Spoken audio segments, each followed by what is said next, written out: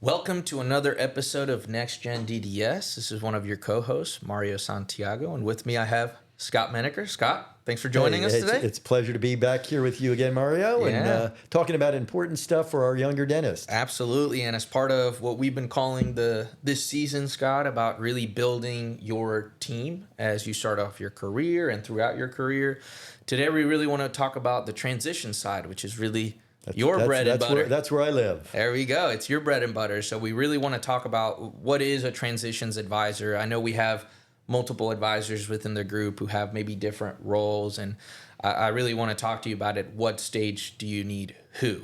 Now, this would really mostly apply to, let's say you're an associate looking for a partnership opportunity, right, looking for an ownership opportunity. Maybe you're coming right out of a residency program or out of school and you want to buy a practice as early as possible. Maybe on the back end, and we won't focus on this too much in our podcast because it's more geared towards the younger dentist, but at some point you're going to want to sell your practice. Absolutely. Or at one point you're going to want to partner. These are all different transition events where you might want some professional help, or we'd highly encourage some professional help, because we have seen the ugly side of that coin where people try to handshake it and it doesn't work out for either one person or both people. So, Scott, do you mind by starting off just talking to us about what exactly or how exactly do you help young dentists with their transition alternatives? Thanks. So the biggest piece in this is that, one, you've come out, you're a dentist, and you're not sure. You're getting ready to sign, potentially, you might have an associate contract. Mm-hmm. Most of the time, young dentists are not having a lawyer look at it. It's typically a 1 or 2 page, pretty simple kind of thing. The next document that you potentially are going to sign is going to be either a partnership or a sale, an ownership, a buyout. And those legal documents are going to be, hundreds of pages long, mm-hmm, with lots of things from lease agreements and buy-sell and covenants and goodwill and all lots and lots of stuff that goes into it. But what's got to happen before then is, does this deal make sense? Mm-hmm. From a structure standpoint? Does it make sense from a financial standpoint? Yeah. And you guys, I know, you guys get some of that from your clients. Hey, listen, I'm thinking about buying a practice, maybe adding a practice, or what am I going to, what do I do with that? But there's a whole method to the madness of trying to break it down. And I mean, this week I've had, 2 conversations with young dentists, one looking to become a partner and one looking to buy a practice. Mm-hmm. And I just start asking them questions, and it's dead silence on the other end. As it should be. So I'm not disparaging them in any way. They just don't know what to ask. And you got to know your why, Scott, because I like that you mentioned that, because I think what happens a lot in dentistry too is people think there's always a next step. People think that, I've been an owner for a couple of years. I must need an associate now. Or it's been X amount of years, I should sell my practice. Or it's been X amount of years, I should open a second location and add another doctor there. I always ask people, why are you making the decision you're making? Back to your point, some people say, I'm going to add a second location. Why? Well, I don't know. So you want to make sure you're looking at the financials to see, why are we adding another doctor? Why are we wanting a partner? Why are we doing these things to make sure that they make sense for you? Yeah, I mean, I had a guy about 4 or 5 months ago called and said, I'm thinking I'm leaving. Where I'm at now, there's no guy. He was making, as an associate, making a lot of money. He was making $350 to $400,000 as an associate. But he says, well, there's this guy that I might go partner with. We really hit it off. We really get along. And I just said, okay, so what kind of, just tell me what kind of numbers that, that this practice is producing. Because I've looked at enough stuff over the years. He said $1.5 million, and I go, it's not big enough. Mm-hmm. There's not room for 2 there. I said, not for, yeah. I said, if it's 1.5 million, okay, it's big enough for 1. But, we go through, and from the broker, from our transition side, that's a whole nother, that's probably an episode you might do on your drilling it down, the other podcast, because there's a trigger point. Yeah. When does it make sense? When are you doing enough dentistry to support a second dentist. Yeah, and no one's going to be happy in that deal. And they're not. Yeah. And I think maybe my first partnership way back, we didn't have that. And it led to a lot of animosity. I was the bad guy. I wasn't producing enough. I wasn't doing enough.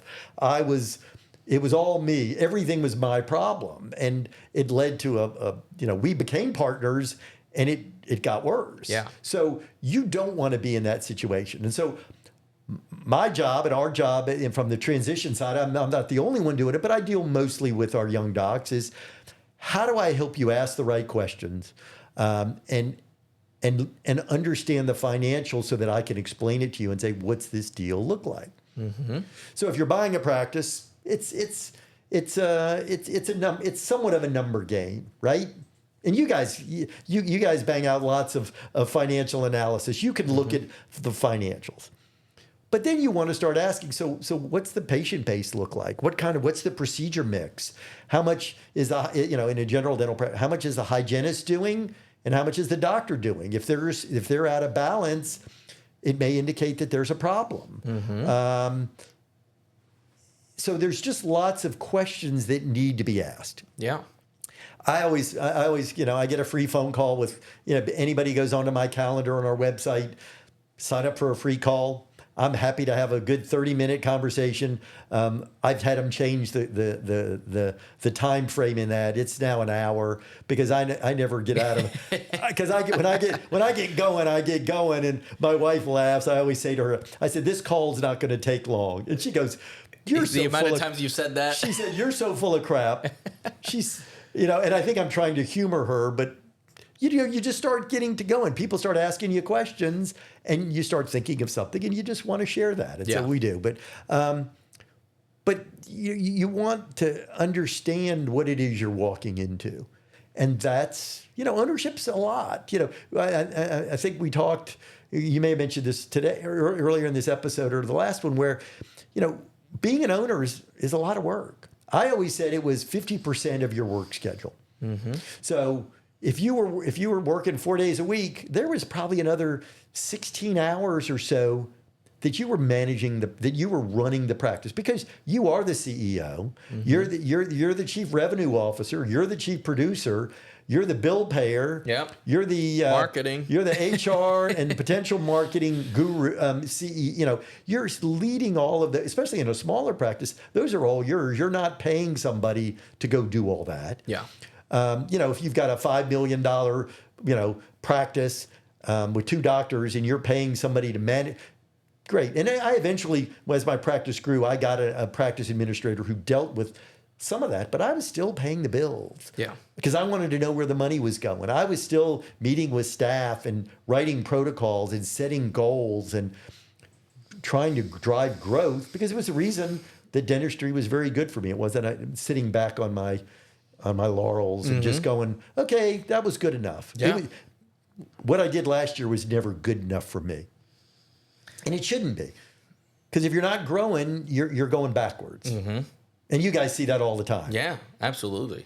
And let's say, Scott, that somebody, calls you and is looking more seriously at purchasing a practice. What are the kind of things that you go through with them? Yeah, and so typically on the, and I say this to everybody. I said, listen, I think our firm, we've been around for 45 years for a reason, because we've taken care of our clients, and people keep coming back, and they stay our clients. So I think we do the best job out there. There are some, other good advisors out there, but if you don't use our firm, make sure you use somebody who's really good. And you have to have your own. Wes and I chatted. Wes Lyon, one of our partner owners of the firm, said, we were talking about this dual representation. Yeah. And I had a call last week with that, and they were trying to. This guy's going to buy a practice, and they said, we're going to represent you. We got it. We got both sides taken care of. The owner doctor is going to pay the bulk of it. You're going to pay us I think it was a $10,000 fee to help do this side, and we're also going to help do it on the real estate side too. And I just said to him, run. I said, if that's the only way they're going to do this deal, you don't want any part of it. Yeah. I said, because they might be the nicest people in the world, but they're representing The seller. the seller. Yeah. And they have the seller's best interest And in the mind. seller, I said, and the seller could be a wonderful human being as well. But his interests are completely different than yours. Mm-hmm. He's trying to get the most money out of this and on the most favorable terms. I've been there. Absolutely. That's how you do it. But you also have to be fair and you have to potentially negotiate and you have to kind of try to come to some agreement. And that's where having an advisor to represent you is important. Yeah, and I've heard another argument, Scott, that I really like too, where it's like, let's say you're going to a town where you know everybody and it's a small community and you don't get representation and you're trying to buy a practice and it doesn't go well because you're negotiating everything with the seller doctor. Well, that relationship might have turned a little sour. Just have someone represent you on your behalf. Hey, I'm sending my person. That's right. And as I say to him, I said, here's what you do is you tell Dr. Santiago that you've engaged our firm to help you understand and evaluate the financials and the structure of the deal because it's just out of your wheelhouse. Yeah. We're going to be your advisor. You can do through this. My goal is to help make the deal work. Mm-hmm. But And what do you mean by work, Scott? In other words, I want the deal to go through, but I only want it to go through if it's in your best interest, not the seller, not the other guy's best interest. Yeah. And so I certainly have had deals where we start with this dual representation. In theory, they get us to represent them, and we save clients hundreds of thousands of dollars because it's just not it's not set up the right way. So my role is if you engage in any advisor, transition advisor would be, here's my role. My role is I'm going to help evaluate the financials, the structure of the deal. If it's a partnership, we're going to look at not just the value, but how is the income going to be distributed? What's the structure of the deal? Is it an asset sale or a stock sale? More, from your side, but there's real implications of that. And I've seen those implications backfire, Scott. Like let's say family transactions. A lot of people think that a family transaction should be easier when it's actually more complicated. Absolutely. In terms of selling to what's called a related party. Same thing. I think I had this one example where a father and son just did a handshake deal. They said, you know what, we're not going to get professional help. We're just going to slap 70% of collections on the practice and we're going to sell it. Well, turns out the practice wasn't worth that. And they did a stock sale between the father and the son. In this specific scenario, what that meant for the son is he couldn't write off a lot of the purchase price because they didn't sell assets, they didn't sell goodwill, without getting into the technical side of things. But essentially the son didn't have the tax perks or the tax write-offs of buying this practice, and he had a loan that was much higher than what this practice was worth and was cash flowing. Yep. So from day one up to here in debt, can't pay the bills, just wasn't done right. So you want to make sure it's valued right. You want to make sure someone's walking through this deal with you and saying, are you making more money than your current job as an associate? If you're not, why would you even leave? do That's this right. thing? And we're talking about after paying the loan. That's because right. a lot of people say, well, I can't afford more debt. If it's a good deal, you should be able to make more money after paying off the debt. If not, I'd rather be an associate and not have the headaches of ownership. Right. So when we get engaged to do this, it's a flat fee. And it basically says, I'm going to be with you through this, or our firm, whoever, I'm not the only, I do the bulk of them, but we're going to look at the financials. So we're going to ask for tax returns for the last 2 to 3 years, production and, profit and loss statements, a balance sheet. Mm-hmm. We're going to look at production reports. We're going to look at production reports by provider as well. So we understand who's the producer and who's who's not doing that. We're going to look at staff salaries. Mm-hmm. We're going to look at benefits. We're going to look at retirement plans. We're going to look at rent. Well, we're not real estate people. Yeah. There are numbers you can look at. If you show me a P&L and a balance, and the rent is 15% of collections, I may not tell you to walk away, but I may tell you to step back because there's a real problem. There's just certain metrics that we all understand having looked at this. Yeah. And we're trying to, again, find a good value at a good price. Yeah. We don't want you to. Sometimes I have doctors that will overpay a little bit, but the practice is. I've got one practice. It's got a 62% net profit. They're making a ton of money. She's going to overpay a little bit on this, and I go, it's worth it. It's worth it. Yeah. But if you got a practice with a 75% overhead, I always say, the owner always thinks it's worth more than it is, and the buyer always thinks it's way overvalued. Yeah. And I do deals where I go, listen, everything looks good. I'm just giving you the reassurance when before you borrow $800, $1 million, $1.5 million, $2 million. I'm just trying to give you the reassurance that you're doing a good deal, and that you know what you're getting into. Yeah. So it's about the value, but it's being there, and as well as I'll negotiate on your behalf. I'll be the bad guy. I had a broker last week that we countered. The practice was overvalued. It's a small little practice, and we were only talking a difference of $40,000. Practice hadn't grown in 3 years. I called it stagnant. He shared this with the owner doctor, and he said, the owner is absolutely flabbergasted and offended. And you're just reading the numbers. So I'm sitting there looking at this. I said to my client, he really wants this practice. Overpaying $40,000. Yeah, it's not the end of the world. Wasn't going to make the end of the world. And I said, what do you want to do, Doc? And he says, let's pay it and be done with it. Great. Yep. And so I had two paths. One path was I could have sent a letter back to this broker, if this was actually another broker, and kind of made my case. Or I just said, we're fine with the price, and I kept my mouth shut. I said, so he wanted to throw me under the bus. I didn't want to sacrifice your goodwill with the owner. And I would have done that because he would have made it all about my client and not about what's reality. And that could be super important too, Scott, if the owner ends up working back for a bit, if the deal works that way, right? You want to make sure you can make the peace. We asked for about 5 months before he wanted to do the sale, which was, a long time. Yeah. So I just said, I when I'm talking to my client, I had some choice words for the broker. Yeah. But that was between us. But I mean, I like to have conversations with a broker one-on-one.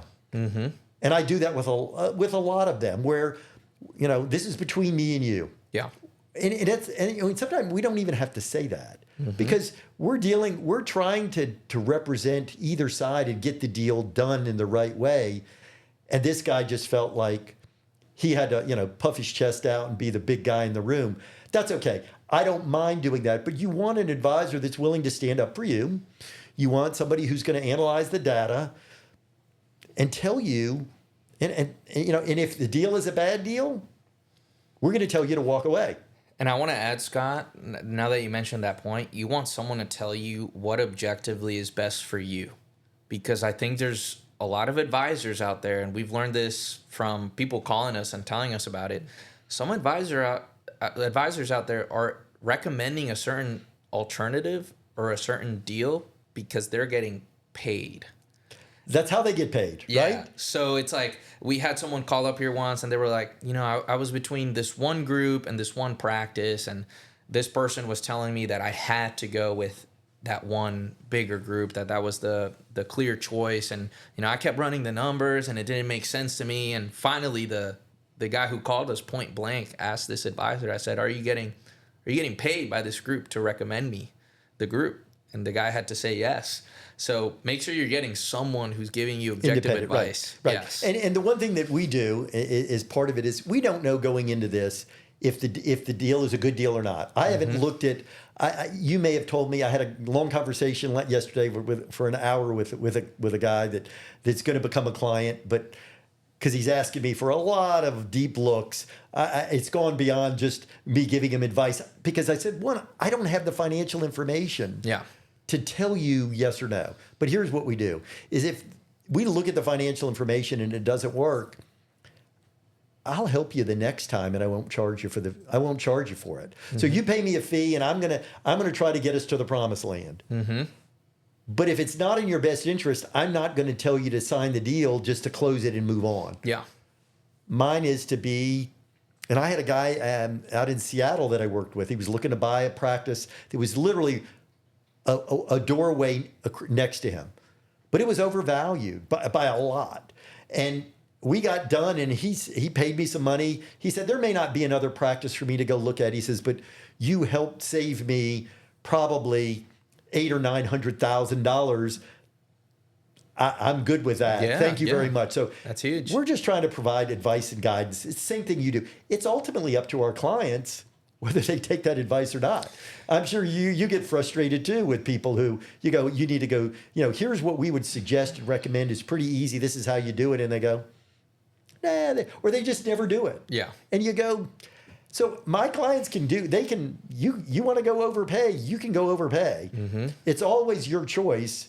You're paying for advice and guidance. And so I think the takeaway here is if you're getting ready to go invest $500,000, if you're getting ready to go invest $1 million or $2 million, go pay somebody who understands this business. I think we're the firm to hire, but if you don't hire us, make sure you're hiring somebody who's got your best interest at stake and is willing to do all of the hard work. I spend hours and hours and hours in calls working through this stuff. It's not a quick, I call it a 15-minute back of the napkin calculation. Yeah. It's not a ChatGPT calculation. No, because there's a whole lot more to it. Yeah. So I think that's as doctors starting to look, and it could be right out of school. I just had a young orthodontist finishing, and she had a great opportunity. She's going to be buying a practice right out of school. She doesn't understand the business side. Yeah, how it works. Fortunately, her father-in-law was an orthodontist. That could be good. I'm hoping that it's going to be very good. Mm-hmm. But we worked out a work back for the orthodontist to stay on for 6 months and help transition her.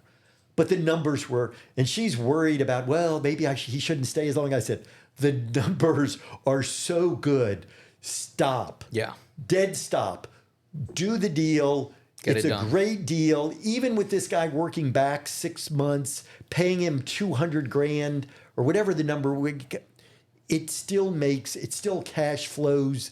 Unless you go in and just close the place up, it works. And it's so, like you said, it's just so important to start off your career off on the right foot, because some people, like I mentioned, I got plenty of examples, but some people don't, and they spent 5 years trying to fix those problems, and the amount of money that they spent fixing those problems just goes through the roof. They could have avoided it. Exactly. And that's where, back to the transition side, I think today we focus more on what do you need right as you're looking for that first opportunity, someone more on your end. But throughout the life cycle of your practice, you're probably going to need a transition advisor. Like we said, if you bring on a partner, if you're thinking about bringing on a partner, if you're thinking about bringing in an associate, that's going to become a partner. That's correct. If you're going to sell your practice, just make sure you use somebody who does these things every single day and understands the business of a dental practice. Right. And a lot of people go, again, last quick story. I just finished completing this sale of this one practice, and this guy got you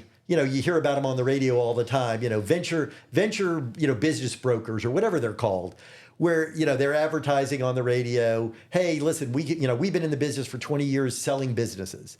Well, this guy got it, somebody who was not in the familiar with dental business, and he valued it. Mm-hmm. And it was so wrong. Yeah. And the owner of the doctor actually went out and got a different dental broker to help him, and we're going to probably close that deal later today. Mm-hmm. But the number came down $300,000. Wow. Yeah, and it was just so you just got to make sure you're hiring the right people as your team, and part of that starts with if you're going to transition into this, spend a little bit of money to get the right advice and to know that you're doing the right thing. Next time, I think we'll talk maybe we'll start talking numbers into your specialty. Yeah. Of what are some of these metrics that people you're looking at as you start looking at this and how you're helping docs kind of do their thing. So, yeah. So thanks for another great episode, Mario. Yeah. And we look forward to kind of jumping into the weeds a little bit more. Yeah, we'll get into some of the other types of advisors on your team and some of the other areas in your practice. But I think today was a good one for the transition side. So until the next one, Scott. Sounds great, Mario.